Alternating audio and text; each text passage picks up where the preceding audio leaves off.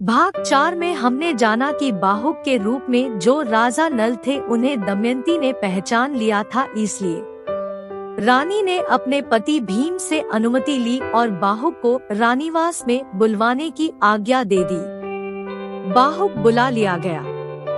दमयंती के देखते ही नल का हृदय एक साथ ही शोक और दोहक से भर आया।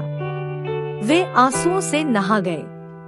बाहुक की आकुलता देखकर दमयंती भी शोकग्रस्त हो गई। उस समय दमयंती गेरुआ वस्त्र पहने हुए थी। केशों की जटा बंध गई, शरीर मलिन था। दमयंती ने कहा, बाहुक, पहले एक धर्मज्ञ पुरुष अपनी पत्नी को वन में सोती छोड़कर चला गया था। क्या कहीं तुमने उसे देखा है? उस समय वह स्त्री थकी मादी थी, नींद से अचेत थी। ऐसी निरपराध स्त्री को पुण्य श्लोक निषद नरेश के सिवा और कौन पुरुष निर्जन वन में छोड़ सकता है? मैंने जीवन भर में जान बूझकर उनका कोई भी अपराध नहीं किया है, फिर भी वे मुझे वन में सोती छोड़कर चले गए। इतना कहते कहते दमयंती के नेत्रों से आंसुओं की झड़ी लग गई। दमयंती के विशाल, सांवले एवं रत्नारे नेत्रों से आंसू टपकते देखकर नल से रहा न गया। वे कहने लगे, प्रिय, मैंने जान बूझकर न तो राज्य का नाश किया है और न तो तुम्हें त्यागा है। साधको, यह हमारा ज्ञान चैनल है। अगर आपको यह जानकारी अच्छी लगे तो लाइक और शेयर जरूर करें ताकि बाकी लोगों को भी पता चले। यह तो कलयुग की करतूत है। मैं जानता हूँ कि जब से तुम मुझसे बिछुड़ी हो तब से रात दिन मेरा ही स्मरण चिंतन करती रहती हो। कलयुग मेरे शरीर में रहकर तुम्हारे शाप के कारण जलता रहता था। मैंने उद्योग और तपस्या के बल से उस पर विजय पा ली है और अब हमारे दोह का अंत आ गया है। कलयुग अब मुझे छोड़कर चला गया। मैं एकमात्र तुम्हारे लिए ही यहाँ आया हूँ। यह तो बतलाओ कि तुम मेरे जैसे प्रेमी और अनुकूल पति को छोड़कर जिस प्रकार दूसरे पति से विवाह करने के लिए तैयार हुई हो, क्या कोई दूसरी स्त्री ऐसा कर सकती है? तुम्हारे स्वयंवर का समाचार सुनकर ही तो राजा ऋतुपर्ण बड़ी शीघ्रता के साथ यहाँ आए हैं। दमयंती ने हाथ जोड़कर कहा, आर्यपुत्र, मुझ पर दोष लगाना उचित नहीं है। आप जानते हैं कि मैंने अपने सामने प्रकट देवताओं को छोड़कर आपको वरण किया है। मैंने आपको ढूंढने के लिए बहुत से ब्राह्मणों को भेजा था और वे मेरी कही बात दोहराते हुए चारों ओर घूम रहे थे। परणाद नामक ब्राह्मण अयोध्यापुरी में आपके पास भी पहुंचा था। उसने आपको मेरी बातें सुनाई थी और आपने उनका यथोचित उत्तर भी दिया था। वह समाचार सुनकर मैंने आपको बुलाने के लिए ही यह युक्ति की थी। मैं जानती हूँ कि आपके अतिरिक्त दूसरा कोई मनुष्य नहीं है जो एक दिन में घोड़ों के रथ से 100 योजन पहुँच जाए। मैं आपके चरणों में स्पर्श करके शब्दपूर्वक सत्य सत्य कहती हूँ कि मैंने कभी मन से भी पर पुरुष का चिंतन नहीं किया है। यदि मैंने कभी मन से भी पाप कर्म किया हो तो निरंतर भूमि पर विचरने वाले वायुदेव, भगवान सूर्य और मन के देवता चंद्रमा मेरे प्राणों का नाश कर दें। ये तीनों देवता सकल भूमंडल में विचरते हैं। वे सच्ची बात बतला दे और यदि मैं पापिनी हूँ तो मुझे त्याग दे। उसी समय वायु ने अंतरिक्ष में स्थित होकर कहा, राजन, मैं सत्य कहता हूँ कि दमयंती ने कोई पाप नहीं किया है। इसने 3 वर्ष तक अपने उज्जवल शीलवत की रक्षा की है। हम लोग इसके रक्षक रूप में रहे हैं और इसकी पवित्रता के साक्षी है। इसने स्वयंवर की सूचना तो तुम्हें ढूंढने के लिए ही दी थी। वास्तव में दमयंती तुम्हारे योग्य है और तुम दमयंती के योग्य हो। कोई शंका न करो और इसे स्वीकार करो। जिस समय पवन देवता यह बात कह रहे थे उस समय आकाश से पुष्पों की वर्षा होने लगी, देवताओं की दुंदुभियां बजने लगी, शीतल मंद सुगंध वायु चलने लगी। ऐसा अद्भुत दृश्य देखकर राजा नल ने अपना संदेह छोड़ दिया और नागराज करकोटक का दिया हुआ वस्त्र ओढ़कर उसका स्मरण किया। उनका शरीर तुरंत पूर्ववत हो गया। दमयंती राजा नल को पहले रूप में देखकर उनसे लिपट गई और रोने लगी। राजा नल ने भी प्रेम के साथ दमयंती को गले से लगाया और दोनों बालकों को छाती से लिपटाकर उनके साथ प्यार की बात करने लगे। सारी रात दमयंती के साथ बातचीत करने में ही बीत गई।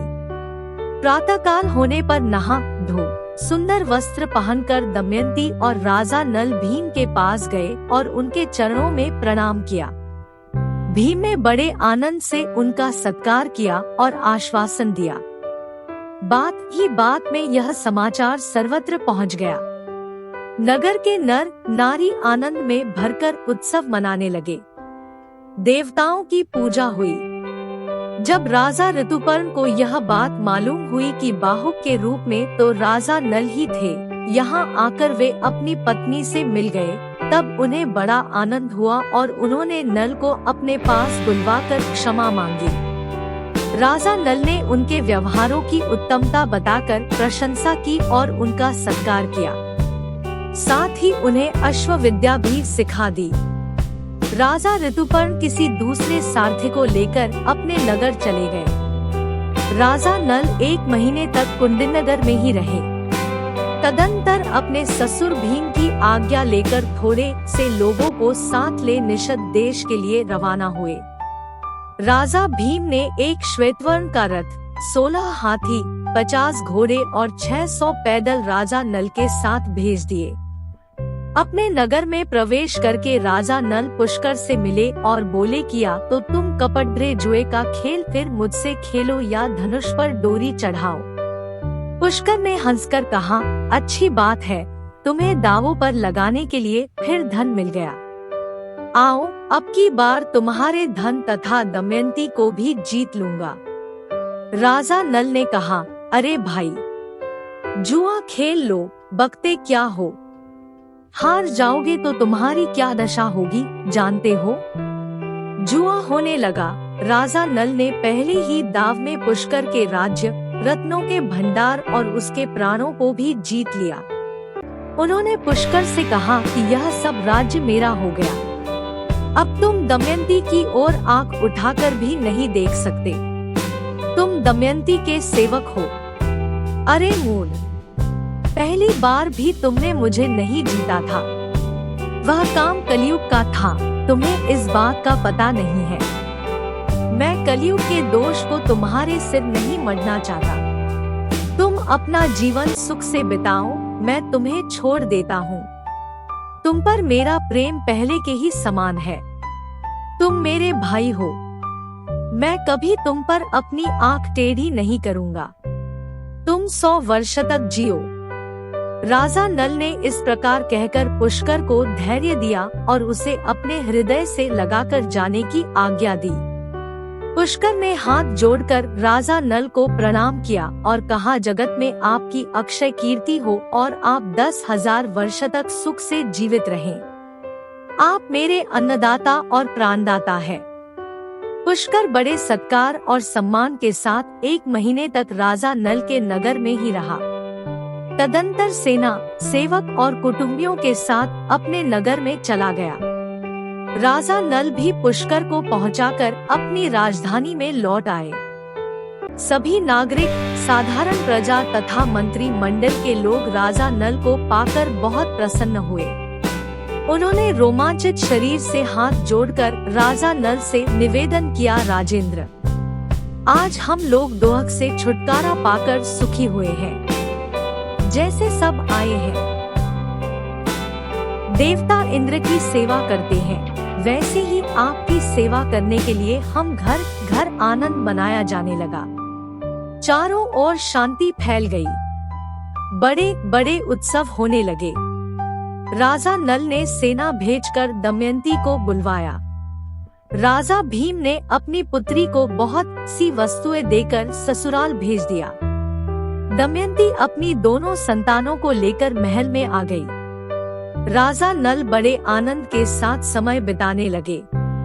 राजा नल की ख्याति दूर दूर तक फैल गई। वे धर्म बुद्धि से प्रजा का पालन करने लगे।